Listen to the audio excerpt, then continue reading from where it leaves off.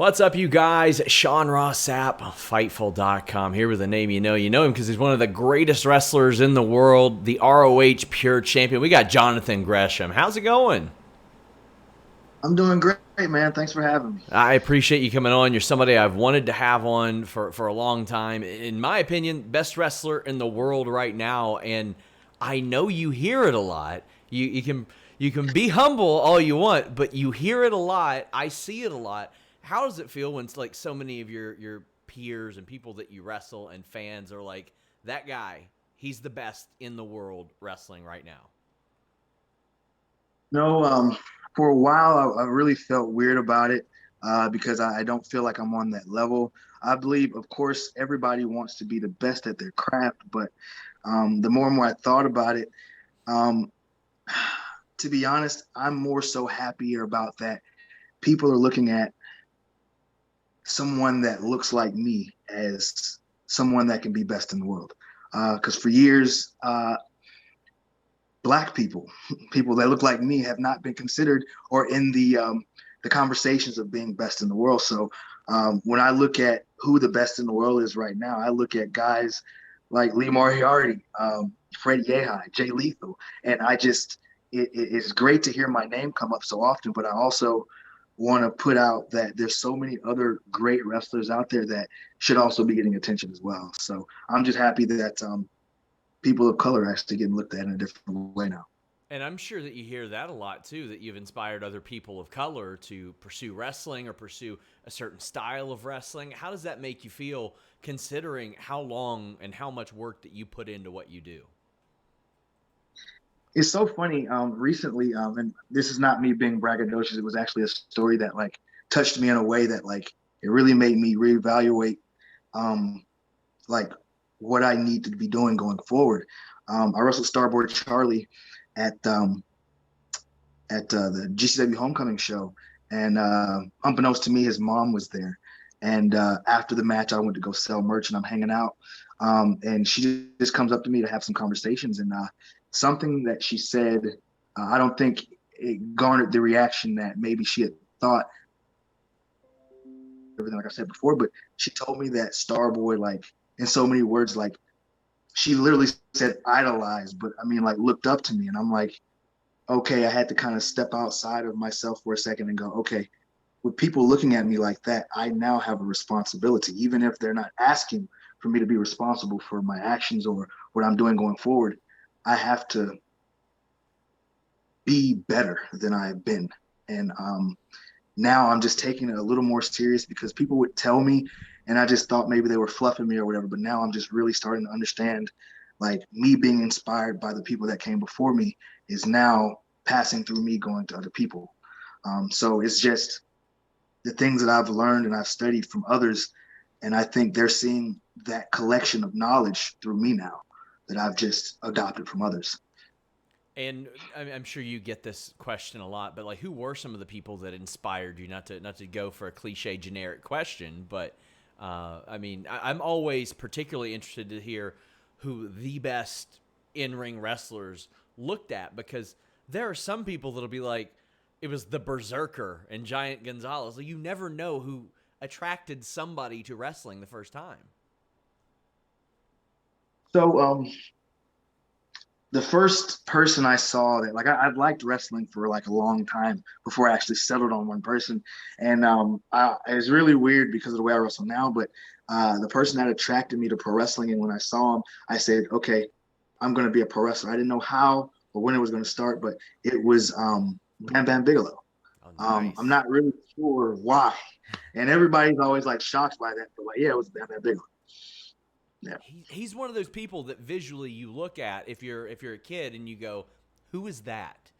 He's got the flames on, not just on his gear, but his head. Like, even the action figures when you were little, like they would sell the baby blue version.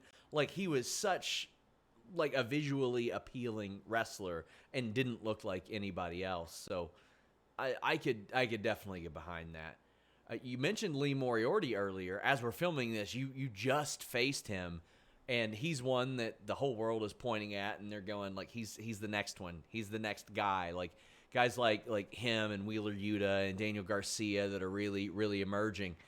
What was that like to be in there with a guy that, quite frankly, has drawn a lot of comparisons to you, as has Garcia and Yuta? Being in there with Lee the first time at GCW, this one we kind of knew each other, so I wasn't like taken by surprise or anything. Yeah. But when I wrestled him at the GCW show, the first one last year, I think it was, before the match happened, I'm really cool with Alex Shelley, and Shelley and I like to talk about guys that are like-minded. And Shelley would consistently, like, he would call me and we just have a conversation and randomly go, "Hey, completely off topic, you have to like work with Lee Moriarty." And I'm just like, okay. He's like, "No, even if it's just training, like you're gonna love him." And then like he just kept telling me. And so the stars just kind of aligned, and then GCW booked me against Lee Moriarty. I was going in looking forward to it because Shelley was actually there too. And so I didn't really, he's very quiet when you meet him the first time. He talks to me a little bit more now, but he's very quiet when you meet him for the first time. And it's kind of like, again, it's me really like settling into how I'm being viewed now. So I kept like trying to talk to him about the match, but I realized he was kind of giving me the floor, and it didn't really hit me until like 15 minutes in. I was like, "Oh, that's right, I'm the veteran." So that's what we're taught when we first come in. Me being in Ring of Honor, where it's like I'm with my peers, and like Lethal looks at me on the same level as him, even though I'm not. Like he kind of gives me the floor to like share ideas and go over matches with him or whatever. So in this situation, Lee just kind of let me kind of plan everything. And so we planned, majority of the match. And then what really got me was the parts of wrestling that you don't talk about in the back that he just did. And you really have to be someone that studies wrestling from all over the world to kind of pick up on these things. And it took me a really long time to like get to where Lee Moriarty is. He's like, what, 3-4 years in now, right? Yeah. Yeah, he's Right. very new. So the things that he's picked up on now, it took me like 7 years to really understand it. And I make this joke all the time when I talk to him. Joke, but I say this all the time with the guys I speak to about this stuff. But it's like, I think the guys that really study wrestling, they watch the guys that kind of like the heroes, the Claudios, the Danielsons, the Cabanas. And when they left Ring of Honor, because I'm like a student of Ring of Honor wrestling, I believe I picked up where they left off as far as like psychology wise. And I added mine on top of that with like a collection of things that I learned from other places. And I feel like Lee did the same thing. A lot of the things he did in that match were not called, and it was amazing. And we just kind of gelled. And like, whenever I talk about him, I bring up this one spot where I kick out and he's like doing a lateral press on me. I kick out and he looks at it and he uses his foot to put it back down. In that moment, and that was in the early moments of the match, in that moment, I said to myself, this is going to be good. Like, I just knew I was going to enjoy this match thoroughly. And I did. And it was one of my favorite matches of that year, So, yeah, I don't know. I could say so much great stuff about Lee Moriarty. Oh, I love it. And funny you mentioned Alex Shelley. Like, Lee told me that Alex Shelley got him like a spot on Impact. I think it was last year. Like, got him booked there for a show as well, and really put over Alex as being instrumental. Now, I mean, we're here to talk a lot about Ring of Honor, but I'm so interested in like the indie dates that you do, because you are one of the top guys in Ring of Honor, so your word carries weight. So when you're wrestling a Lee Moriarty, Starboy Charlie, even Myron Reed, who is in MLW, but you were wrestling him on the indies, like, is that something that you take back and you go, this guy can bring it, this guy might be worth bringing in? Are you like actively scouting? Because I'm sure whatever's good for Ring of Honor is probably pretty good for you as well. Again, like, I don't want anything to come off braggadocious, but like, I try to do my part, because I told myself a long time ago that, like, to me, Ring of Honor is, and I'm probably alone in this argument, but I believe it is the independent trendsetter. I can tell stories about that, but I won't really go into it. But it all starts in Ring of Honor in my mind. And I think the wheel is round. For so long, we've been in this one genre of wrestling on the independents. And now I think it's time for the wheel to start turning again. And that wheel that's turning in my mind, has to revert to something similar to the origins of the way wrestling was supposed to be in the first place. And to me, the closest thing to that is basically having rules. And just so happened, Ring of Honor had a rule set that like makes things interesting. In my mind, if you go and watch any sport, whether it's soccer, hockey, football, whatever, there's rules that the players have to like play within those realms. And if they don't, it's just total chaos. So to me, that's what professional wrestling is today, is it's complete chaos. So now you give rules, now you can have heels and faces again, regardless of gender. So if you have a intergender match and now you put rules, no longer is the male the default heel. Because if the woman punches first, then she's the heel. And it works. So it all comes back to rules. So to go back to the question that you asked, I do go forward and talk about these guys. And selfishly, I speak about the guys that I believe would present the pure style the best. Okay. Because I think we have enough high flyers. I think we have enough brawlers. We need more, and I'm not shitting on anybody or speaking ill of anybody, but we need more guys that overthink the craft, because we need to present our company as something different. So yes, I go out of my way. After I wrestled Lee Moriarty, little did I know that I didn't need to, because I was told later on by one of the office guys that literally the office watched our match. And they went to the higher ups and they spoke very highly of Lee. And so I'm not sure if this is something that is common knowledge, but Lee was actually booked pretty much immediately after that for Ring of Honor. But somebody caught COVID at that collective show. Mm-hmm. So I was taken off. Lee was actually in quarantine. He passed. He was ready to wrestle, but they took all of us off that taping. So Lee would have debuted for Ring of Honor like a long time ago. I think right along the time he debuted for Impact. Yeah. But of course, COVID-19 and so. So let's talk about that in-ring, because the pure title coming back, and you've held that for almost a year. I know on screen it's a little less than that because of the unique taping schedule, but I mean, I love the pure rules thing. And there are a whole lot of people, for example, that might have not known what Mike Bennett was capable of in that landscape. They were familiar with him in a different type of scenario, WWE, Impact Wrestling, and maybe never saw what he was capable of until he got in the ring with you, did a pure rules match, and did a lot of that stuff. What were your thoughts? Like, was that something that you pushed for, the pure title coming back? Was that something that was just brought up and you were like, hell yeah, I'll spearhead this?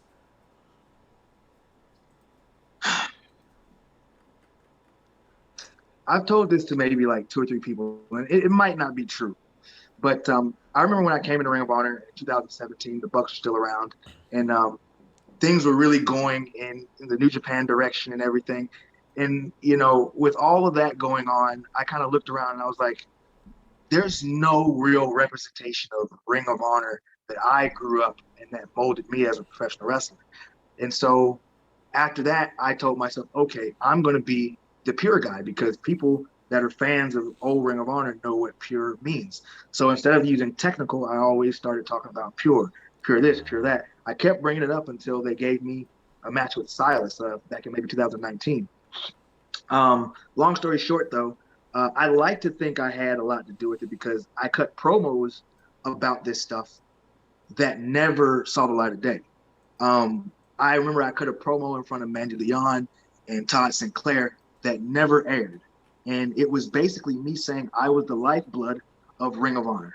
A couple of months later, there was a faction called Lifeblood with people that like never existed in Ring of Honor. Yes. I'm not going to go in detail about who probably pushed that forward, but I kind of felt something about that. So that lit a fire up under my ass to like really go home and like push for it even more. So before I knew Marty Scroll was taking over, we were in Japan for Super Juniors.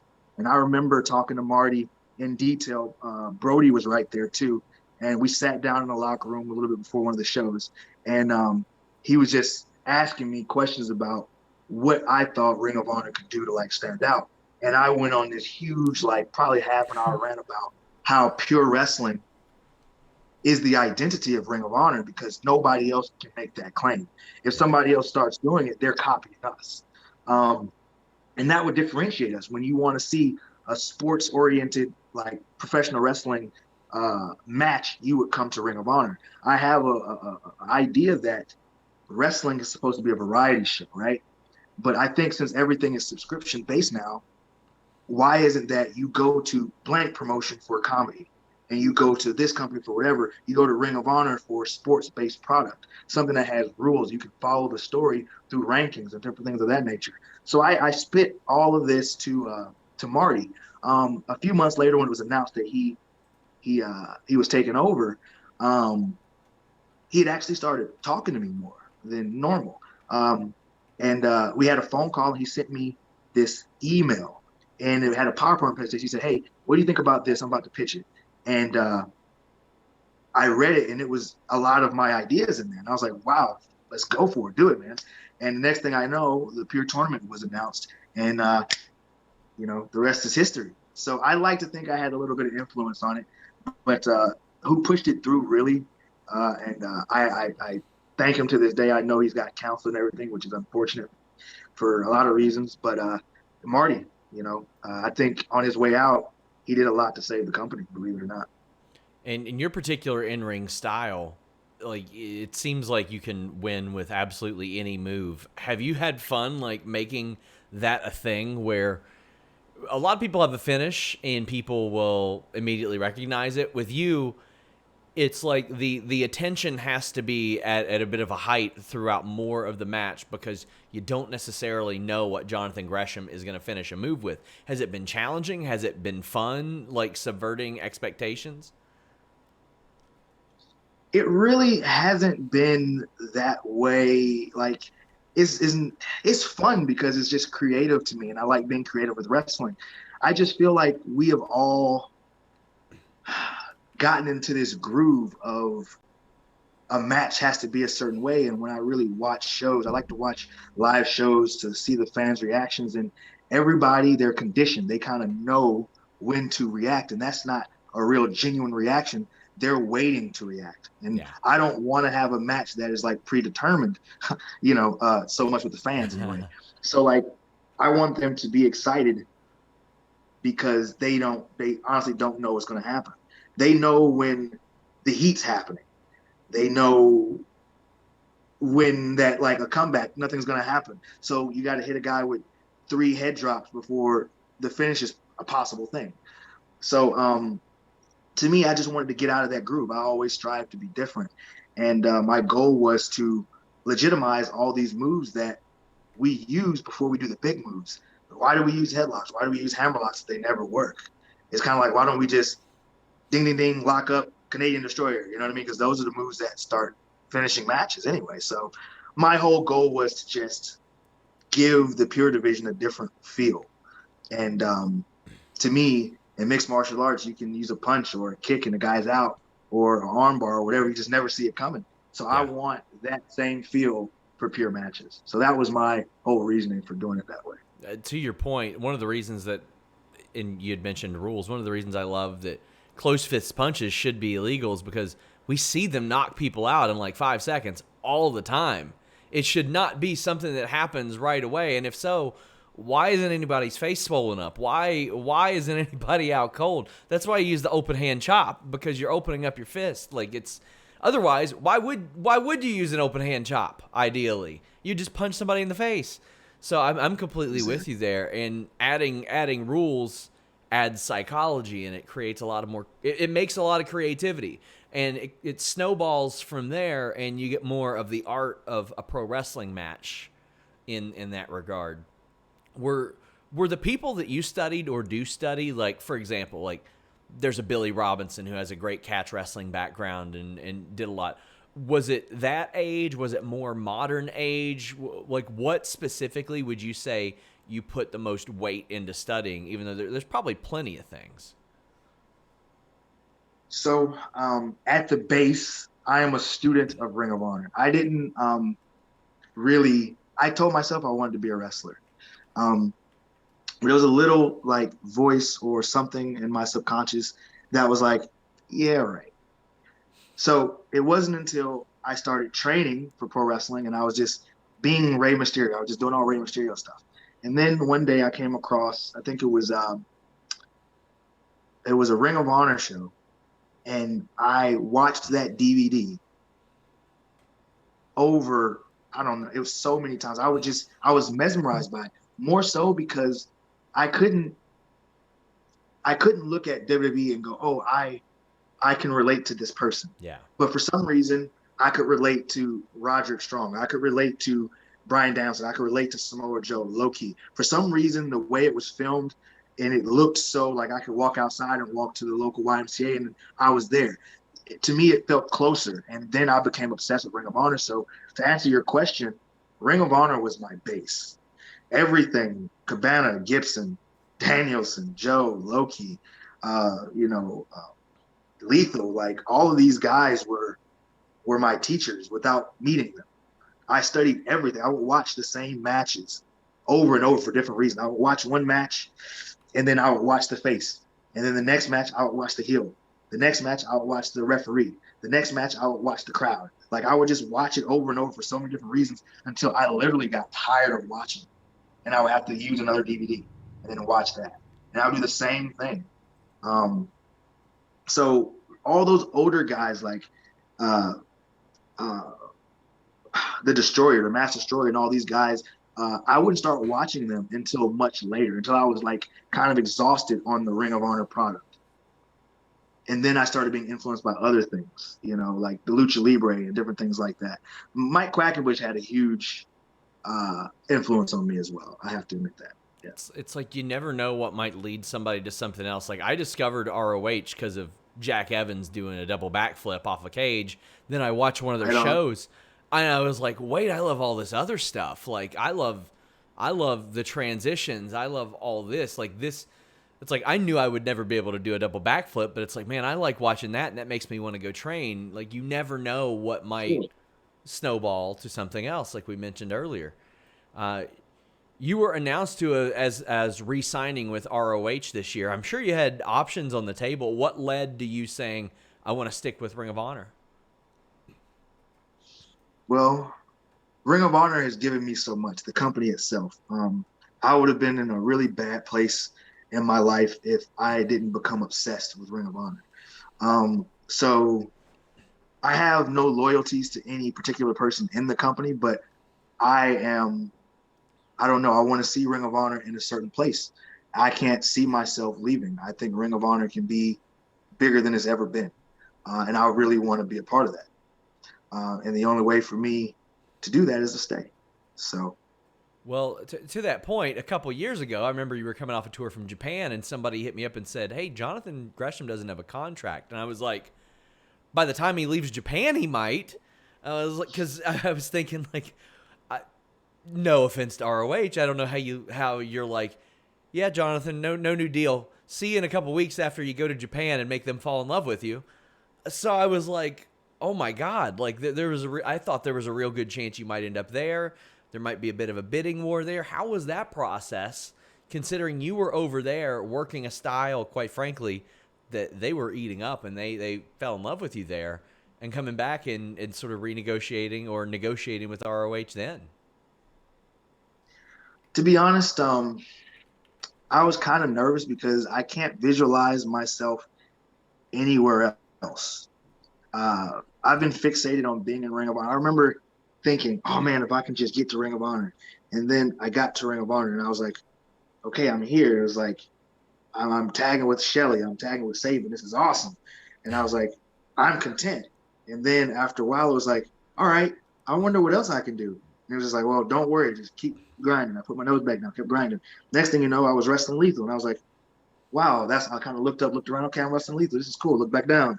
Boom, now I'm tagging with Lethal. Every time I look up, it's like something new has happened.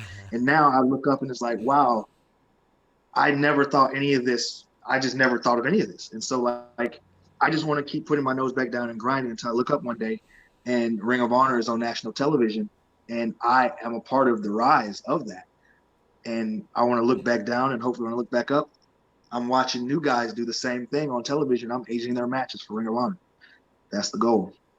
So, I mean, I know that as far back as I think like 10 years ago, you were working Kyle O'Reilly on an ROH show. How did it feel to knowing that motivated you to wrestle in the first place, get that call. And I think a few years later, it was Will Ferrara, like you did a spot there. And then it started to become a little bit more regular. But how did those early matches feel for you as somebody who is inspired by wrestling?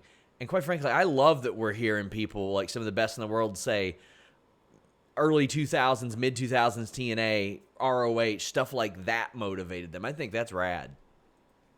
Yeah, man. To be honest, after that match with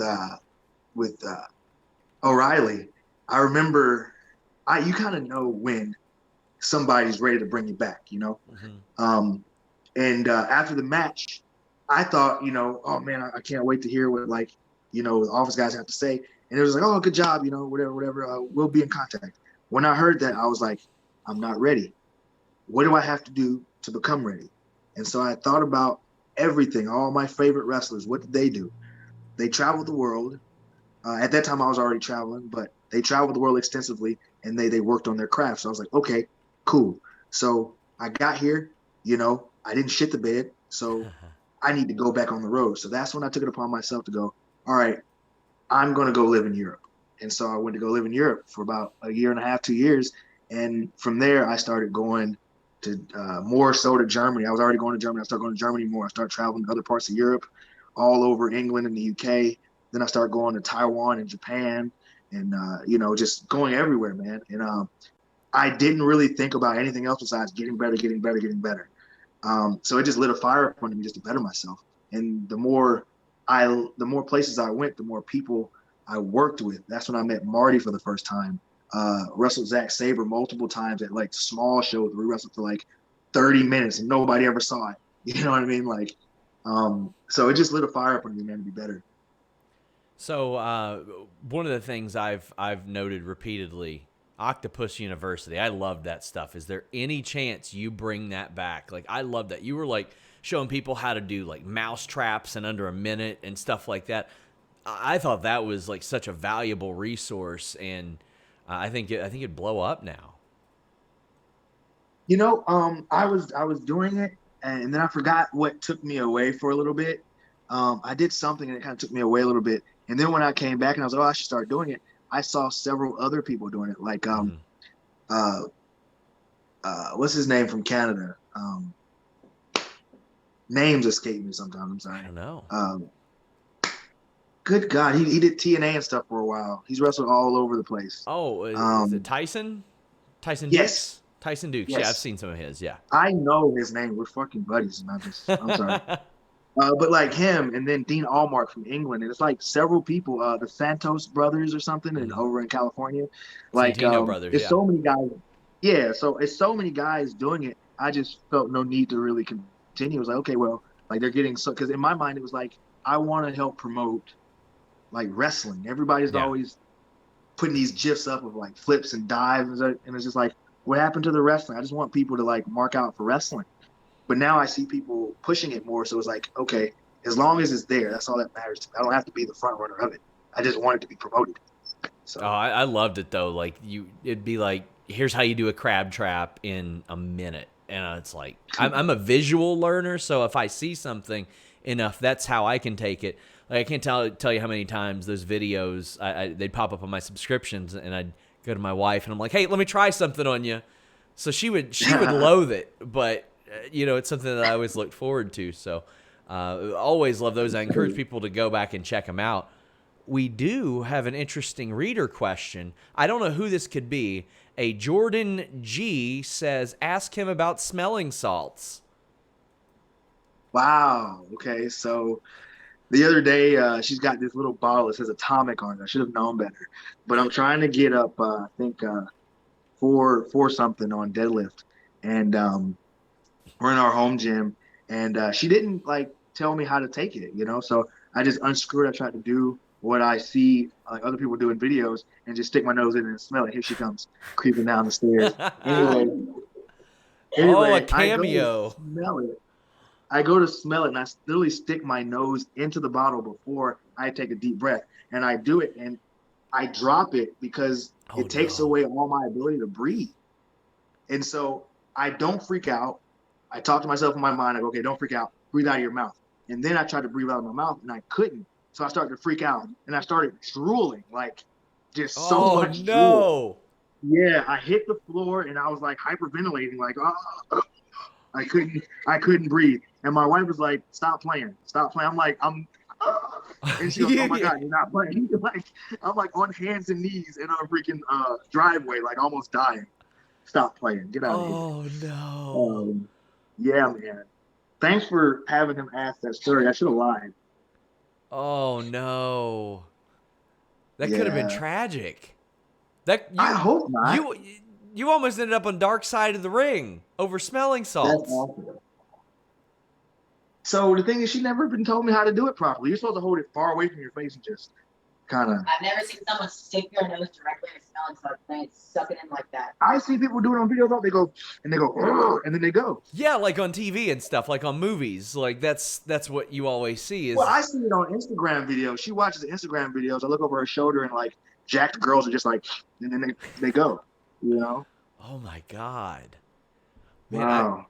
I don't know where I can possibly go from that. We've got a couple more.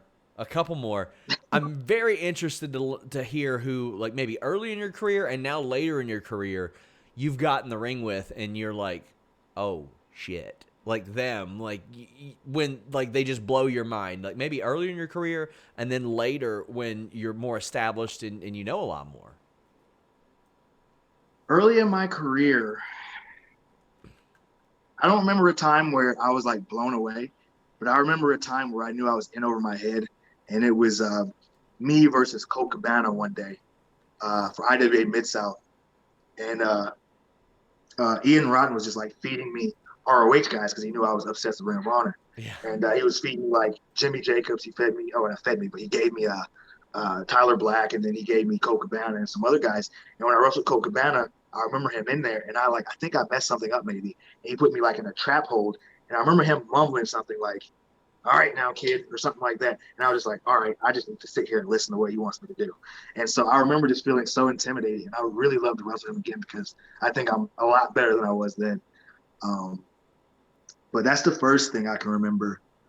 More recently, though, I told my wife about it, and she looks at me and goes, "Okay, stop marking out now." But I wrestled Davey Richards. Okay. And, I was a huge Davey Richards fan, of course, At a Warrior, while back, right? just because of his. Yeah, Warrior Wrestling. Yeah. For years, I was a Davey Richards fan, and I wrestled him before, but it was a much smaller show, and I was like, not as experienced as I am now. Yeah. And this show, I remember we started talking about other stuff, and then by the time we knew it, we had like 15 minutes before we went out, and so we started to talk a little bit more, kind of rushed it. Before we went out, he was like, "Don't worry about it, let's just call it." And I was like, "Okay." And so this particular time, I really wanted to learn because I was like, I know there's more wrestling stuff that I need to learn. I just don't know what it is yet. So I need to just take the back seat all the time. And I didn't tell Davey this. And so I went in the ring. So he just I thought that we were just going to like go back and forth. I went out there and it blew my mind how he led me through a match. Like, It's amazing. Like he took Sorry. 4 years off. He took 4 years off, and he's like, "Let's just call it in the ring." And before that, like occasionally he'd take like a year off, even before that. So okay. it's wild. Like he's just hopping back in there. We'll call it in the ring. That's amazing. And he did. He called the way. He told me how to sell. He told me when to fire up. He told me, he was like, I was like literally in the passenger seat, seatbelt on, passed out, and he just did everything. Literally, he held my hand through everything. And he was intense and still kicking my ass while he was doing it. It was amazing. Amazing. And I think I told all of my closest friends, I've told them the story about me wrestling Davey Richards and how amazing it was to work him and how like professional he was and how much I learned in the match. Like the key thing I learned was intensity that I don't think I possessed before the Davey Richards match. So I think if you pay attention to my matches before and watch my matches after the Davey Richards match, I think you'll see a big difference in the matches. So how did that compare to the first time you faced him? Because I think that was like in Beyond way back in the day, like maybe 8 years ago. like, how Yeah. did that stack up for you? Like, as far as physicality, psychology, any of that? Was he like that back then too, or was he a little more reserved? I think he was like that back then, but I was so into like trying to prove myself Yeah. to myself and to other people that I don't think I was paying attention to anything else. I had tunnel vision, and I was like, I'm going to do this. I'm going to do this. And in my mind, I was like, I got to do this. I just kept my nose down and I was grinding. Now I have my head kind of up and it's like, I need to learn as much as I can right now because I feel myself getting pushed into a certain position. Is like, am I ready for these positions that I'm getting pushed into? I don't think I am. So I need to listen and like learn more right now. And Davey taught me so much within those 17 minutes of being in the ring with him. Like, it's amazing. That's He's fantastic. amazing. Yeah. So as we wrap up, I got to ask forbidden door questions because I'm the most basic bitch when it comes to wrestling media, and that's what everybody's asking everybody about. Well, what are your feelings seeing all these companies work together? I mean, Ring of Honor was doing that a long time ago, but when you see this stuff, are you like, hey, I want to get in on this action too. I want to wrestle this person, that person, etc.? Not really. Something I've learned is don't be anxious for anything. Yeah. What's meant for me, it will happen. If it's not meant for me, then it's not for me. And I really learned that on my road to Ring of Honor. And I told you, I just keep my nose down and look back up. And it's like, wow, I never imagined. So I don't have any expectations of anything. I really try not to wish for too much. I have some goals I would like to accomplish, but I really try not to think about that. It's just like, just try to be the best John possible. And whatever happens, just be happy with it. To me, as long as I can live off of professional wrestling, I'm a happy man because like, I don't want to do anything else in my life. So if I can just be in this business, in this industry for the rest of my life, I'm a happy man. For the Forbidden Door thing, it would be great as long as whatever happens benefits Ring of Honor. Mm-hmm. I'm all for it. If it doesn't benefit Ring of Honor, I don't want no part of it. Were there times in the New Japan ROH relationship you're like, this seems awful one-sided? Because there were a lot of people that did from the outside looking in. I was like, these New Japan guys are picking up an awful lot of wins right here. Not trying to get you with a gotcha. It's just, I mean, I personally felt that way. I was like, damn, y'all are winning like 8 out of 10, huh? Now, I'm a Ring of Honor guy through and through, Sure. but I also don't want to upset any people in the office by saying anything. Of course, I have my own feelings about it. Yeah. And they're very strong opinions, too. But I kind of don't want to put them all out It's there okay. because I I don't get know it. how things are. But, yeah.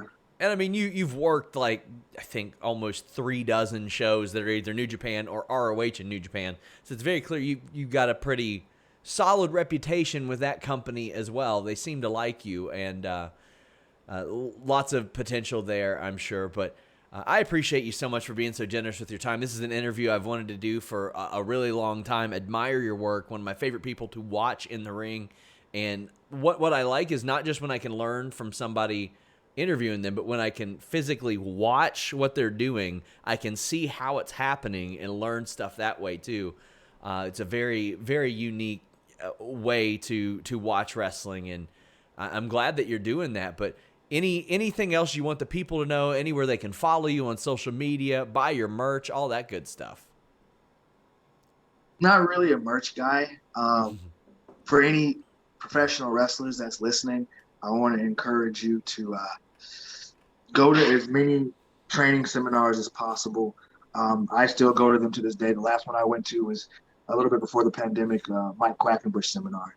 There were many going on during the pandemic, so of course I didn't go. But if there are any in my area, I always try to attend because if you really put the ego aside and just like you tell yourself you want to learn something, you want to take something away from it, you can literally learn something from anybody. I literally learned something from Starboard Charlie. I learned something from Lee Moriarty. All these guys have been in the business less time than me. And so don't ever let your ego run your career. So go to as many seminars as possible. Don't only have one trainer. And it's better to be seen and not heard. And the fans are the lifeblood of independent wrestling. So always be nice to your fans, man. That's pretty much it. and to that point, I remember it was a few years ago. I think I was hurt or something like that, and one of my catch coaches was like, "Hey, Billy Robinson's coming to Kentucky. Let's go to his seminar." And I was like, "Yeah." Even if I couldn't have physically done anything, I'm sitting in on that. And there's still things that I look back at today, and it's like, okay, that helped me refine a drop toe hold or something like that. And I'm glad I did, because he passed away the next year. He passed away the following year, and I'd never get that opportunity after that. And because of that, there was a couple of UFC veterans there, and now I watch their stuff. I watch their seminars. You can always learn something from anybody, and I think that is an example of why your work is so good. Jonathan Gresham, thank you so much for giving me so much time. No problem, man. Thank you for having me. Well, I'll say one last thing, because you did say the passing of Billy Robinson.